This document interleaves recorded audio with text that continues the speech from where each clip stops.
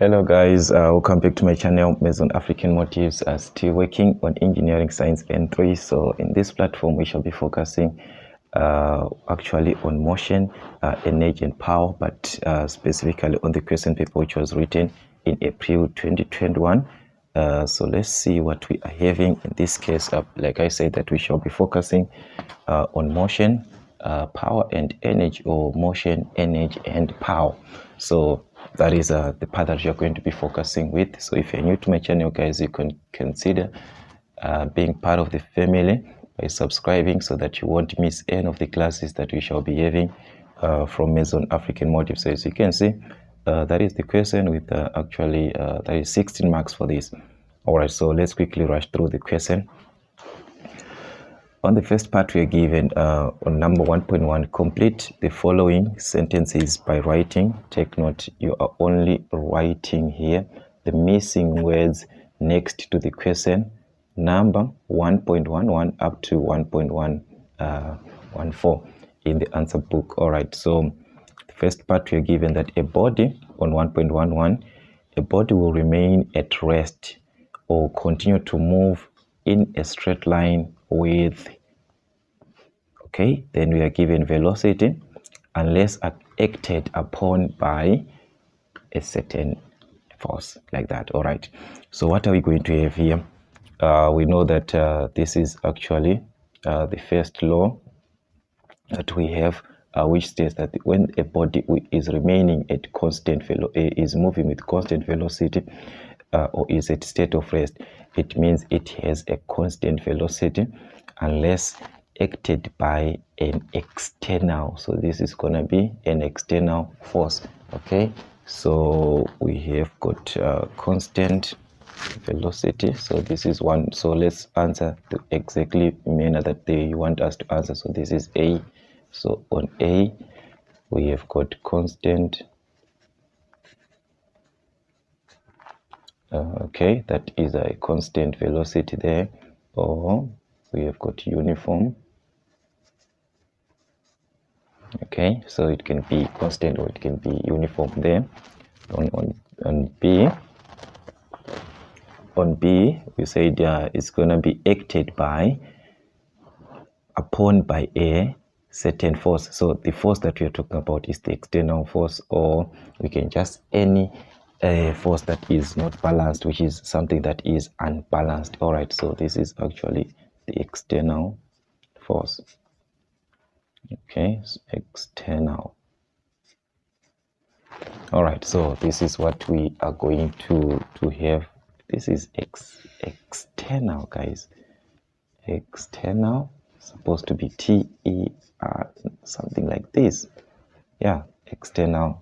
All right, or it can be unbalanced. Yeah, it can be something of this nature. All right, so take note here, external from the word internal. We now have external. All right, so supposed to be like this. So take note there also. You know, when you're in exam, guys, those spellings are not much important, but you're supposed to write something that is meaningful, something that is to mean what you write, what this statement means. All right, so we've got the area under a velocity time graph represents. All right, so we know that when you're given a velocity time graph and you calculate area, that is the displacement. All right, so this is the displacement actually.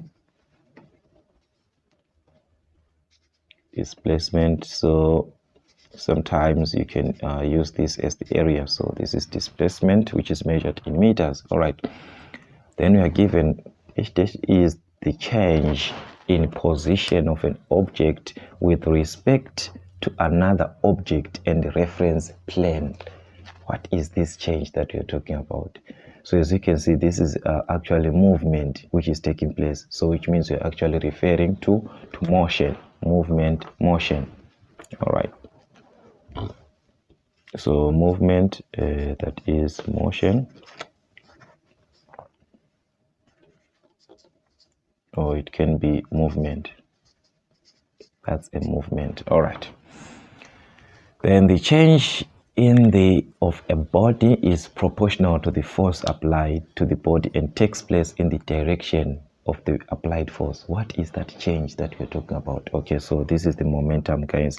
I think we definitely take this from the definition of momentum. Momentum, that is the change in the momentum of a body, is proportional to the force. All right, so that's actually momentum. All right, so that's what we had from this part. Take note if it corresponds with what you had written before. So a body on 1.2, we are given that a body with a mass of 7 kgs. All right, so we are given a body with a certain mass of 7 kgs is projected vertically upwards. Okay, take note, at a velocity of 12 meters per second. That is the initial velocity there. All right, so we have got something like this. If we are to cross check, we've got a body which is projected upwards, so which means this body is actually going upwards, something like this. All right, from an initial point with a velocity. So this initial point is the one that we are talking about, which we are given the velocity here, which is 12 meters per second.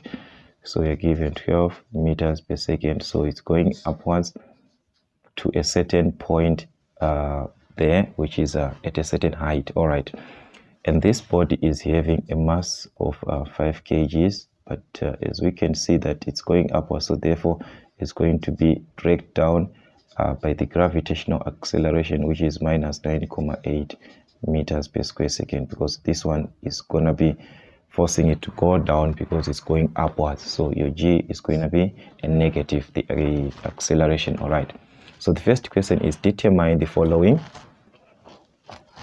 On 1.21, the maximum height that the body will reach. So the maximum height, which means we are actually referring to the distance here in this case, which is actually displacement. So if you are to cross-check on your formula sheet, we have got this relationship of V that you can use. All right, let me take the formula down first before. We know that when we are given the maximum height at this point, it started with this velocity, so it's gonna go upwards like this until its velocity, which is the final velocity, is now at 0 meters per second. So you've got the final velocity, and we know that from the formula of 2as, which is equal to v squared minus u squared. But since we have got the gravitational acceleration is going to be 2gs, which is equivalent to v squared minus u squared from your formula sheet. All right, so what you need is this s, which is the height, that is the displacement. So you're going to divide by 2g in this case. So this actually can be s, which is equivalent to v squared minus u squared over 2g. So this is going to be your s, which is the displacement, that is the height. So the height there is representing the displacement. All right,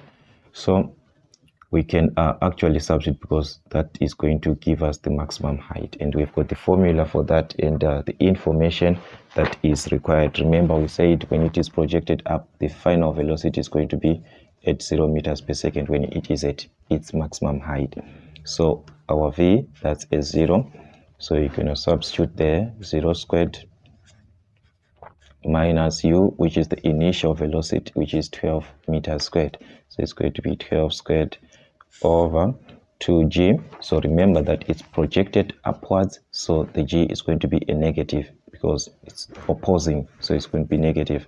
So it's 2 by negative 9.8. So that is the presentation that you are supposed to have in this case from your calculator. All right, so from your calculator, you're going to obtain s, which is the height, which is 7,3469, something like that. All right, 3866, 766, 776, something like that. All right, so you can round off to 3 decimal places if you want, which is going to be 7,34. So this 9 is going to change this 6 into 7. We've got this displacement in meters. So the height is in meters, the displacement is actually in meters. So that was the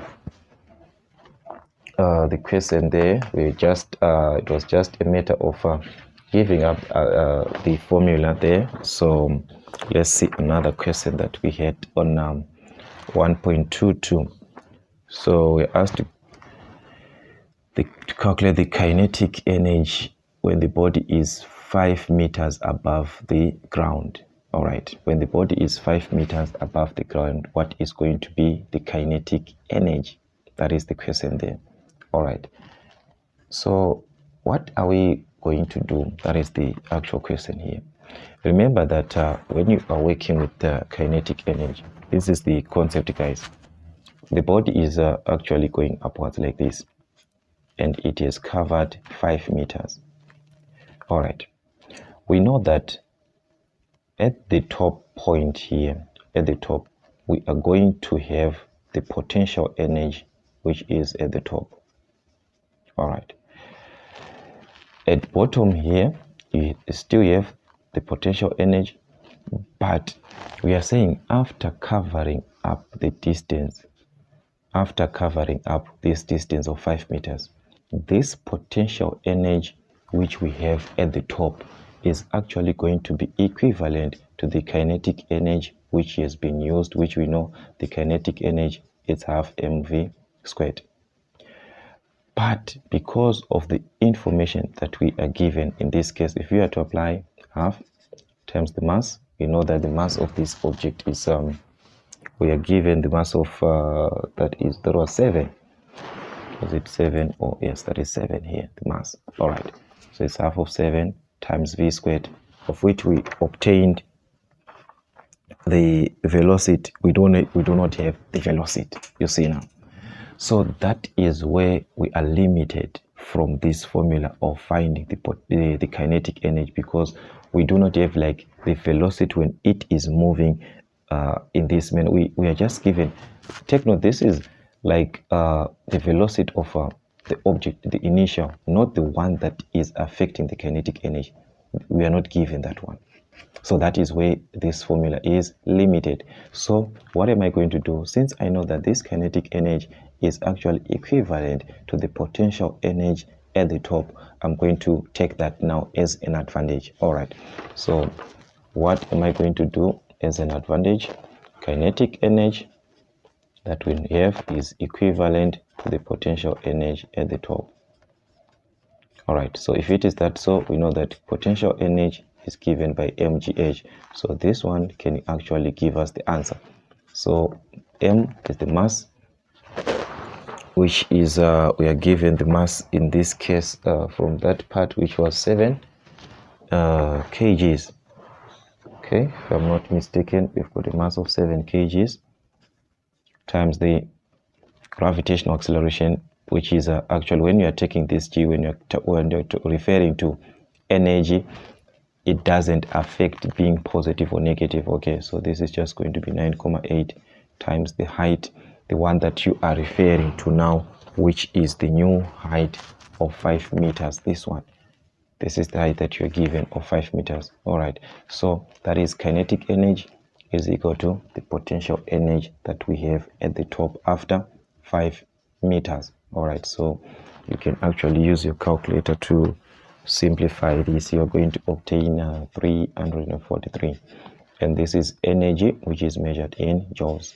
All right, so that is your kinetic energy. It's equivalent to the potential energy which is at the top. All right, now the question is the velocity when the body is 5 meters above the ground. Now they want you to calculate that velocity that we said we do not have. So it can be an advantage to continue using this, or you can there are so many ways actually. So since here we're talking about the kinetic energy in terms of the velocity, which we were not given, so which means we can take advantage now, since we now have the kinetic energy, because we said our kinetic energy is 343 joules.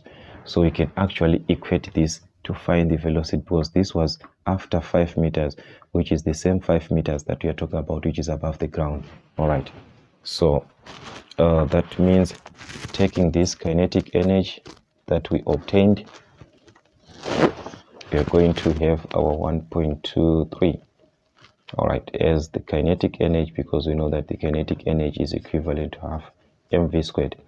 So since we want to calculate V and we have got the kinetic energy, we can actually substitute the kinetic energy we obtained, 343, which is equivalent to half, times the mass, which is the mass, we said our mass is 7 kgs. Remember, our mass is 7 kgs times V squared. All right, so that's what we are going to have in this case. So how am I going to calculate this value? I can actually cross multiply here. Okay, so I can just cross multiply these two because this one is same as over 1. So I can multiply by 2, which is going to give us 686, which is equivalent here. I'm left with 7, so it's going to be 7v squared. So we can divide by 7 like this. So v squared now can be written as 686 over 7 like that. All right, so take note, this is v squared and you want to calculate v, so it's going to be the square root of this, square root of that answer. All right, so if you determine the square root of that answer, you are going to obtain something like 9,89949, something like that, and so on and so on. All right, so if you are to round off, this is going to be 9,899, or this 9 can change this to 9 again, so it can end up with 9,99 meters per second. All right, so you can write it like this, or you can just write it as 9,899, still is okay, meters per second. So it's still one and the same thing. So that is the velocity which corresponds with 5 meters after a height of 5 meters. That is going to be the velocity that is going to correspond with that. Or I know that we say these two are equivalent, the potential energy and the kinetic energy, they are equivalent at this moment. So actually we can use the formula where V is equivalent to the square root of 2 times G times H, since we need the velocity because they are equal. So I can actually substitute here, which is 2 times G, which is 9,8 times the height, that the one that you are given at 5 meters. All right, so finding the square root of this, we are going to obtain the same answer, which is 9,9 meters per second. That is your velocity. So that's another alternative formula that you can use to calculate velocity. When you are given the height, you can actually determine the velocity using this formula. As you can see, it's a straightforward formula for velocity, so there's nothing that you're going to adjust or to change there. All right, so that was it, guys, for this question where we are asked to calculate the velocity. Then on 1.3 we are given that a force of 450 newtons is applied to the end of a spanner. The perpendicular distance between the working line of the force and the center line of the nut is 20 centimeters. That is the working distance. All right, so what are we given here? We're given the force and the working distance. All right, so and the perpendicular distance actually. So okay, so let's see what we have here. The force that is being applied to the spanner is 450 newtons. Remember, we are given 450 newtons, and the working distance, which is 20 centimeters. All right, so the distance, which is 20 centimeters, should be in meters. So we are going to divide by 100. So if you divide by 100, it's going to be 0.2 meters. All right, so you've got the force and the distance there. Then the question is calculate the torque. All right, so that's the first question, calculate the torque there. All right, so this is 1.31. So we know that the torque is actually equivalent to force times distance. All right, which is given by this formula. Actually, torque is equivalent to force times the perpendicular distance, like this, which is r. So this is the distance that we are given, the perpendicular distance, this distance that we are given, the perpendicular distance. All right, so that is torque there. Force times the perpendicular distance, we are given a force of 450 multiplied by the perpendicular distance in meters, which is going to give us 0.2. So using your calculator, you multiply, you are going to obtain 90. Okay, so we are multiplying, remember, force in newtons distance in meters, so this is going to be Newton meter. So you can actually take the units, the ones that you multiplied newtons and meters, so your answer is going to be Newton meter. That is the units for torque there. All right, then on 1.32, the work done, determine the following: the work done in the nut. Okay, so if the nut is turned through an angle of 30 degrees, take note you're given your angle in degrees, while the torque remains or stays constant. All right, so if the torque is going to stay constant, which means you're going to use the same torque that you obtained here to determine the work done. All right, so what we have, so I think the best that I'm going to do is to bring out the formulas, all of them that you're actually going to need when you are working with this topic. Okay, so 1.32, we want to calculate the work done. So work done, right, is actually equivalent to the torque times the angle theta, which is measured in radians. Okay, so this theta is measured in radians. So what we have here, the torque is there because we are told that it's going to remain as constant, so which means we are going to use the same torque that we are given here of 90 Newton per meter. So you've got 90 multiplied by the theta in radians, but if we are to cross check here, we are given our theta in degrees, which is 30 degrees. We are given 30 degrees. All right, so what are you going to do? We know that if you are given theta in degrees, for you to find theta in radians, you're going to use this formula: theta in degrees over 57,3. So once you divide this, your answer is going to be in radians. That's how you convert radians, degrees to radians. Okay, so this theta that we have to convert it to radians, the one that is in degrees. So it's going to be theta degrees over 57,3, of which your theta degrees is this 30 degrees, this one. So it's going to be 30 degrees over 57,3. That's how you convert to radians. So you divide by 57,3. All right, so you are going to have your work done, of which you know that work done is measured in joules, so which you're going to obtain it 47,120 4188, something like that, 5. Right, so rounding off to, we can round off to 3 decimal places, which is going to be 47,124. Cannot change these zeros, it's just going to remain as a 0 like that. Okay, so that is your work done, which is measured in joules, or you can just write it as 47,12. Okay, so take note guys, for the conversion, for you to convert to radians, you are going to use theta in degrees over 57,3. So by doing this, we have converted to radians because this is supposed to be in radians. So take note there about the angle that you'll be given, because that angle is a tempting angle. You must use it in radians only. All right, so that's it guys on this question, which is actually on motion, power and energy. So we shall have more questions on engineering science in 3. So not to miss these classes, make sure that you become part of the family by subscribing, and also don't forget guys to share our videos to your friends and colleagues so that they also can be part of the family. Maths on African Motives. Till we meet again.